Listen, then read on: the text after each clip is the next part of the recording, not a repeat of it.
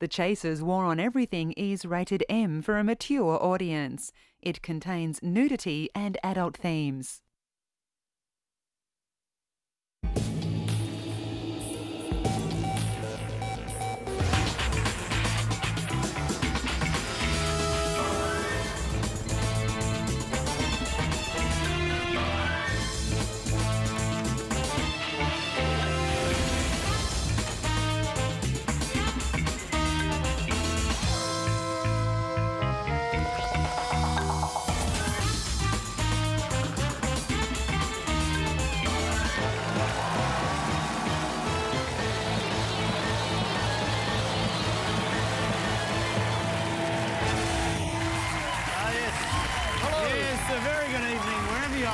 Australia. Welcome to the war for another week. And look, it is a special Anzac Day edition as we remember all the young Australian soldiers who bravely fought to death. Yes, and we remember also the former Russian leader who bravely drank himself to death. Lest we forget people. But, Chris, before we do anything else, I think it's only fair if we come clean with everyone tonight. Yes, look, there has been a bit of speculation about this program going commercial following a report on Channel 9's The Current Affair program last week. Such an honour to be on that show in the same company as Welfare Cheeks and Shonky Builders. Absolutely. Now, if you didn't see the story, this was the basic gist of it.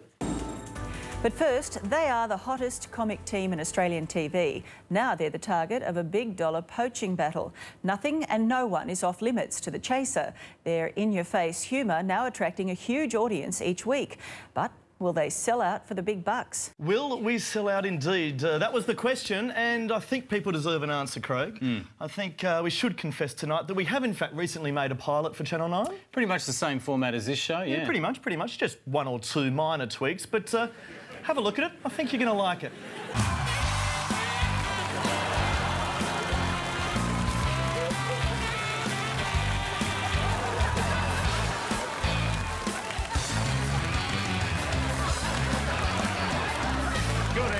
Welcome to the show, brought to you, of course, by our very good friends at Toyota. Absolutely. Huge show for you tonight. Coming up later, we'll be catching up with the Veronicas. And the cast of McLeod's daughters will join us on the couch to discuss their new series. But first, let's check in with the Spruker.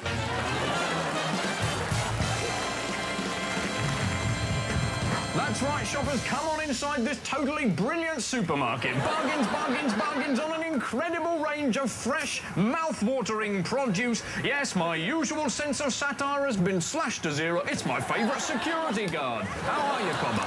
Yes, and I've completely sold out. Prime Minister, just wanted to say how much I like work choices. I'll be voting for you, PM. It's a great policy. Have you considered lowering business tax? Business tax is too high. But otherwise, good job. Keep it up. Thumbs up for the next term. Woo! Go BEM. That's the Prime Minister, people. He's a good bloke.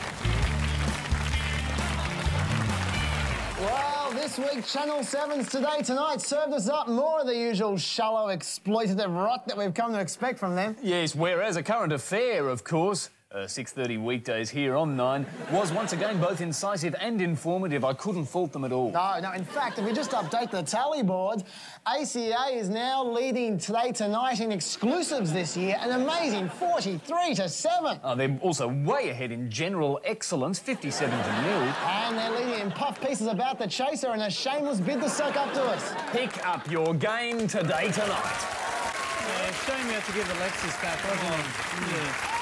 But anyway, on with the ABC version of the show. And did anyone see the study in the paper that apparently 8 out of 10 women would rather spend the night with Mr. Darcy than Brad Pitt? What, Mr. Darcy from Pride and Prejudice? Yeah, the Jane Austen character made famous by Colin Firth in the BBC series. Now, according to the study, Darcy's the #1 fantasy for women in this country. I find that hard to believe. Well, look, I was very sceptical too, Craig, so I decided to put it to the test and see if you really could pick up a girl using nothing but the lines and the looks of Mr. Darcy.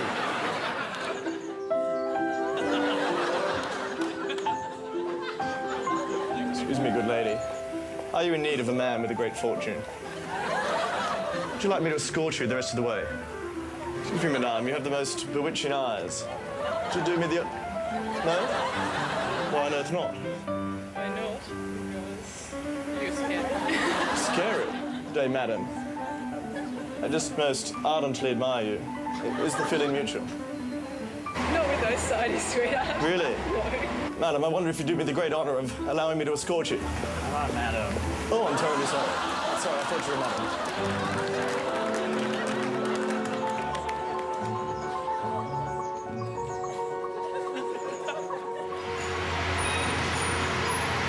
Would you do me the great honour of escorting me to the treadmill over here?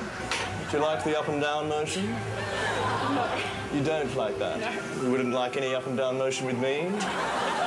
Can't entice you with my handsome looks and my brown locks? No. What about if I was wearing a wet white shirt? I'd consider it.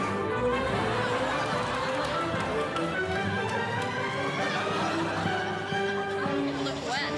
I am a trifle wet. Is that a turn on to you? To me. If I could go back to your place? You're not interested? Do you have any plans tonight? Not with you, thank you. You don't find me... Well, I find you odd, but that's all. Oh, congratulations. You're quite sure you've chosen the right man? No second thoughts? Because I am available if you ever... For many years to come.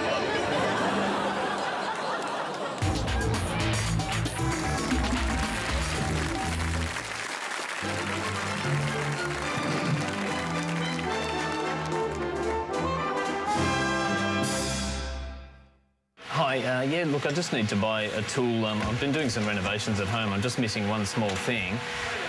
Maybe you can give me some help.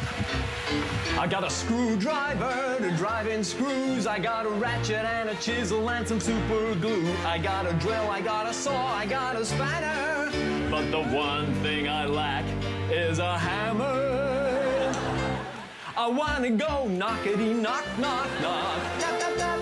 Knockity knock knock knock. Tap tap tap. Bangity bang bang. Knocking in nails. Tappity tap tap tap. Let's tap.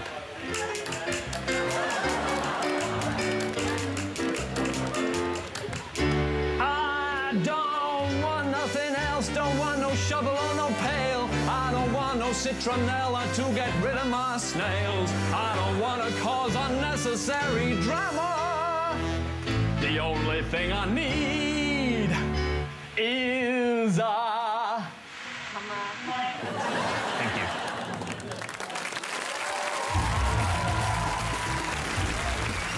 Now, Jules, we were making fun of Channel 9 earlier, but I must admit there is actually one show on 9 that I would like to go on, and that's the Kerry Ann Show. Oh, yeah, well, forget about Dancing with the Stars. If you want to see real dancing, Kerry Ann's got all the top movers.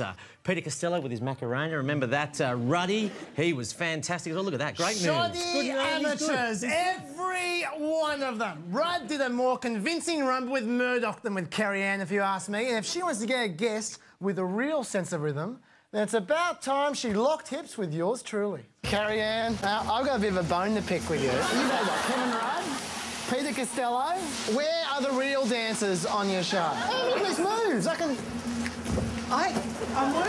I'm working with you here. Come on. 1, 2. There you go. Oh, now... See, once you got Chaz... Where were you last week? Where was I last week? I'll tell you where I was, Kerry Ann.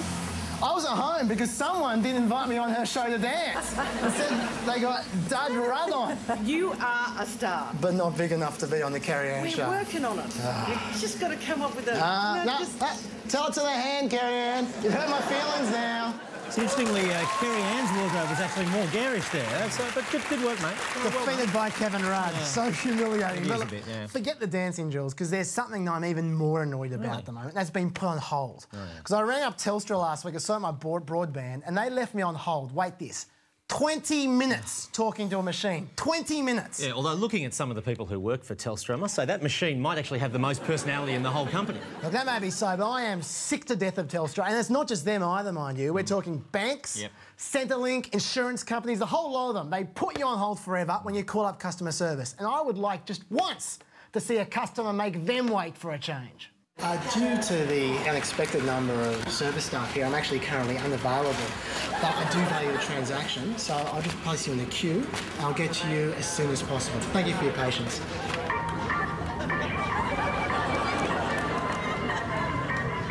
Oh, you didn't hear. can we press? Do it. I'm sorry, you're still on hold. You'll be right. Hello, you've progressed in the queue. Your transaction is now at number 8. Please hold and we'll get to you as soon as possible.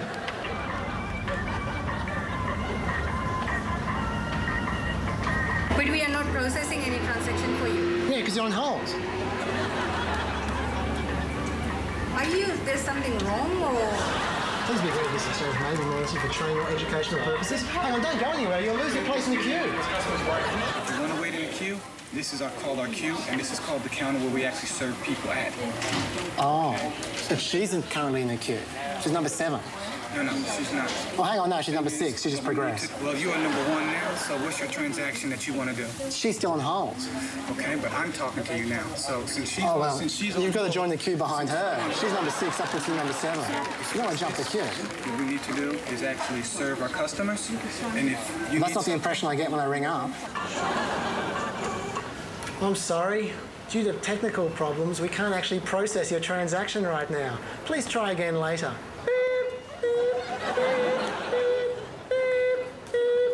Sorry, I'm being outsourced.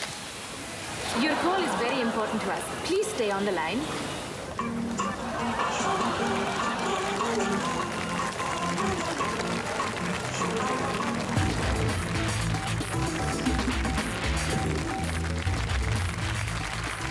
Well, it's almost Logie's time again. They're just around the corner. And as you know, Andrew, I love watching an awards night. I know you do, I know. Particularly the Oscars. Like, I love the Oscars where they have that orchestra that interrupts acceptance speeches when they go on too long. You know that one? Absolutely. I wish they'd interrupt Richard Wilkins on the red carpet. You know? I know, and I was thinking, how good would it be to have that orchestra in everyday life? Oh, it would be good. Like, say, you know, whenever you're in a taxi.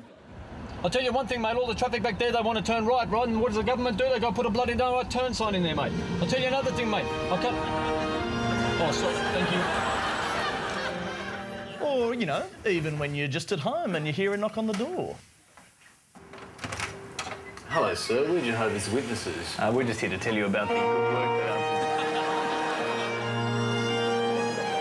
And I tell you what, it would certainly improve Radio National. Memories. It must have been the early 70s, and there I am trying to kick-start the Australian film industry. And there I am sitting at... Oh, for God's sake. It's a vast improvement, I think, because it's a tremendous innovation. It is. But look, to bigger issues now, Andrew, and the ongoing saga of selling Australian tourism to the rest of the world. Now, I know we've got these ambassadors, people like Lara Bingle, Bindio and Terrio, and, you know, they're trying their hardest, but do they really bring in the visitors? Well, the problem is the Americans, because they don't come here. We don't have enough famous landmarks. You know, what are they going to do, visit the Big Prawn and then go back to New York? I know. It is a problem, and that got us thinking, if we're running short, why not pass off other famous landmarks as our own? I mean, would the Americans really know any different? Ambassador Charles Firth hit the streets of the US to sell our country proud. I don't know the name of it, so...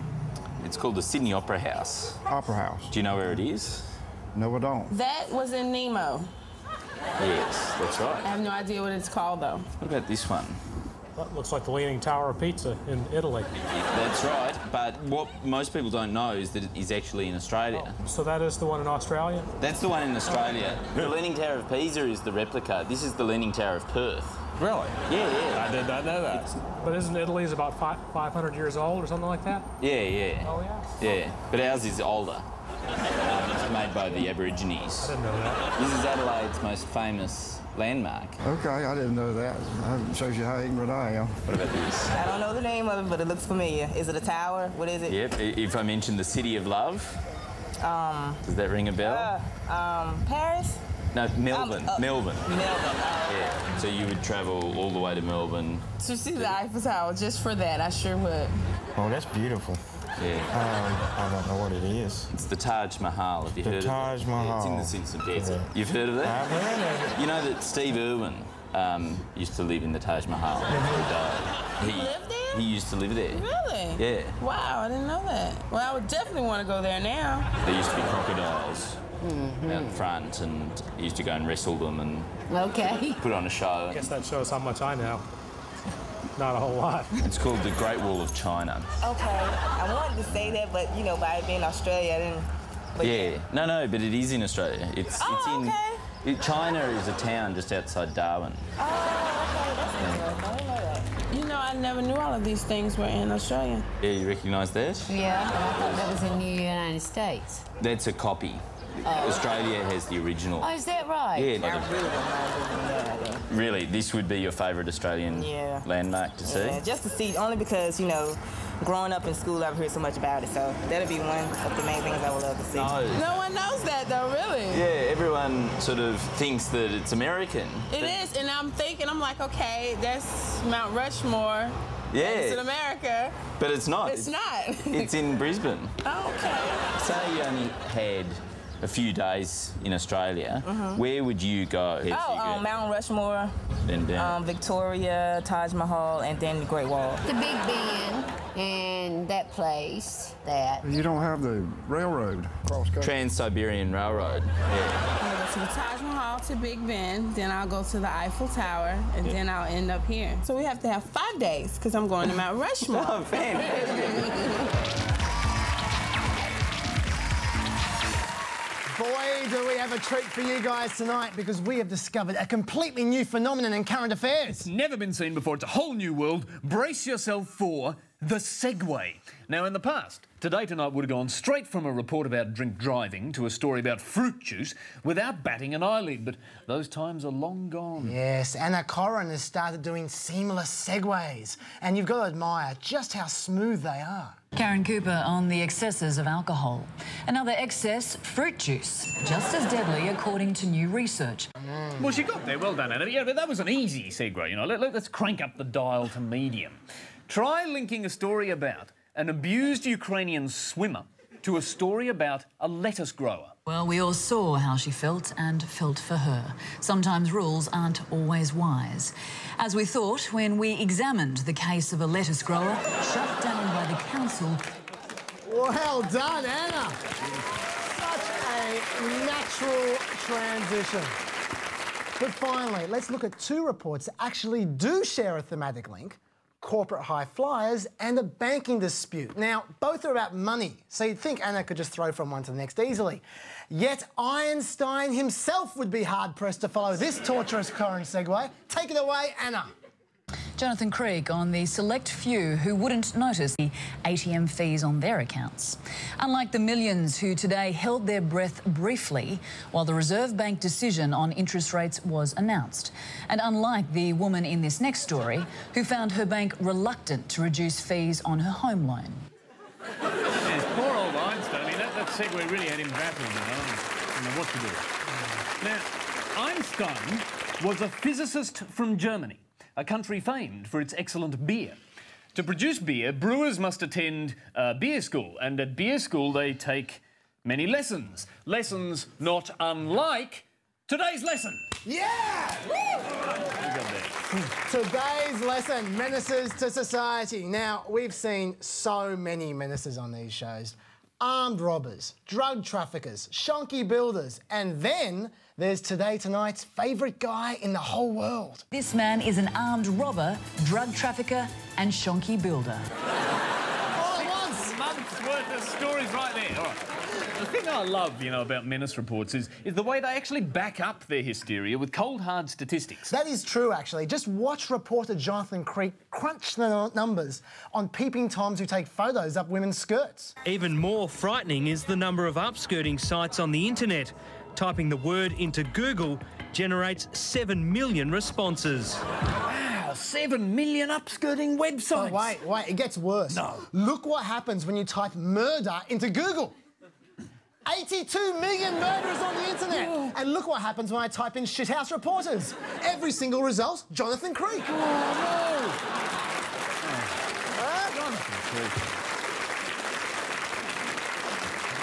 Creek. These shows love menaces to society because they're all about drama. Nothing says drama like a good old face blurring.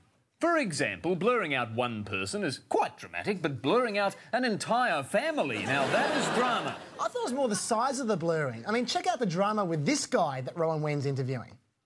Look at that. Hey. But that's just his head and shoulders. For full impact, you have to blur out their entire body from head to toe. just in case they recognise him from his flyer.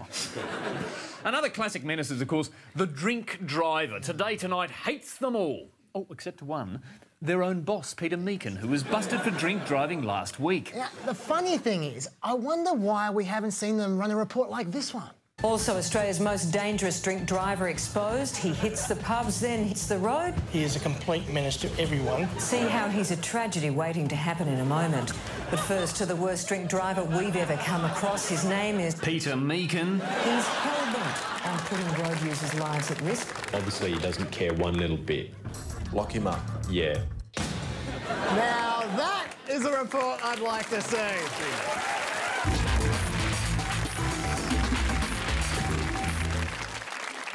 Over 50% of all Jetstar's 1 million passengers have been stranded somewhere for days, and they're not going anywhere soon. Let's ground Jetstar!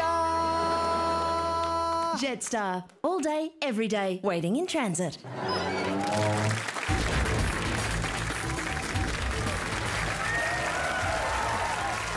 OK, it is time once again to fix up the world, even if it ain't necessarily broken. And our first problem this week, broadcaster Alan Jones. Yes, how the mighty have fallen. Well, now he's a convicted criminal, busted for naming a juvenile and given a $1 grand fine. Sadly, though, he did escape a jail sentence. I know, poor Alan. He was so looking forward to doing time. It even bought his own soap. Yeah, now, and on top of that, he's also been found guilty by the media watchdog ACMA over his Cronulla broadcast. Yeah, they reckon he helped encourage violence at the riots with comments like this. John has a good answer. He says it seems the police and the council are impotent here, all rhetoric, no action.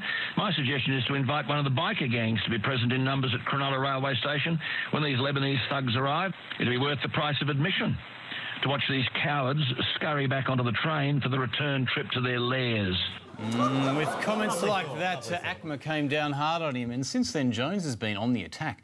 But ACMA's hit back, scaring off Jones in a way he'll understand. Oi, Alan, lay off ACMA or else, OK? Yeah, ACMA suggested we pay you a visit. It's not their fault if we beat the crap out of you, OK?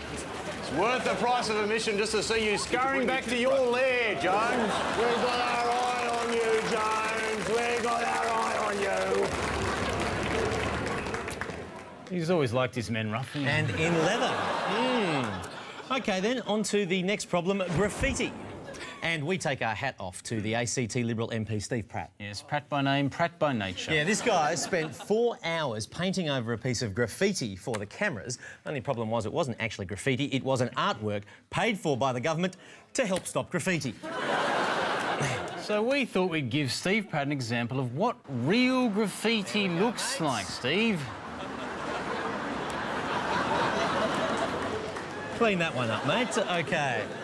Now, the next problem is a monster, immigration. Yes, it's a problem that won't go away, and the government's latest solution's a corker. 200 illegal immigrants that come here by boat will be sent packing to live in the United States. Geez, I'd take New York and Disneyland any day over Nauru. That's great news for refugees. Yes, but what about the rest of us? Can we use this new policy to score a free trip? Hello, I'm an illegal immigrant. I just want a trip to America. Punish me with a green card to the land of opportunity, please. How will others be deterred from coming here if I'm not sent to Disneyland? Please? I'm Afghani. I'm Afghani. He's gonna give you the ticket. To America? I'll leave to America. Oh, good. Where I like? Can I choose California? Don't you believe I'm Afghani? Seriously, how's an Aussie meant to get a free trip? So they won't chuck you out of the country, but they will chuck you out of the office. The hypocrisy's outrageous. I know. OK, our final problem on the list this week, Dolly magazine. It's filth, tawdry, perverted filth. And boy, did the Dolly editors go to ground this week after they published a photo of a woman's vagina due to an accidental printing error. Yes, how dare their printer accidentally print a large headline and arrow pointing out the vagina? Yeah, well, look, come on. To be fair, printers can be very unreliable these days. And yet poor Dolly are the ones who had to recall the mag and place stickers over the offending photo. Yes, expensive, unless they use our solution. G'day, mate. We've got a dolly-proof model for Dolly magazine. Filming inside. No, there's a printing error sticker there. They don't want this. Oh, was it a publicity stunt? Yes. Oh, that's what it was. Oh, they don't want it. He's still too dirty for Dolly. Yeah.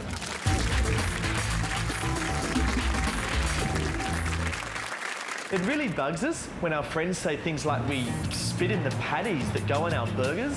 But the fact is, we don't spit in our burgers, that's old school. So don't believe the rumours. Visit this website to find out that most of our knockers are full of shit. Just like our burgers.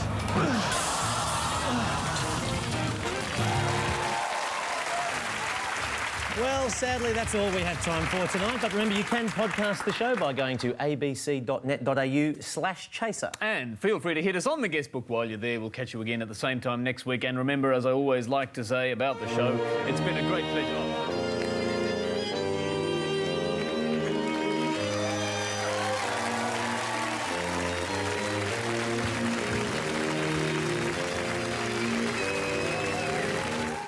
Join us on Saturday for a dazzling mix of comedy, music and cabaret in our new variety show, The Side Show with Paul McDermott, 7:30 Saturday night on ABC.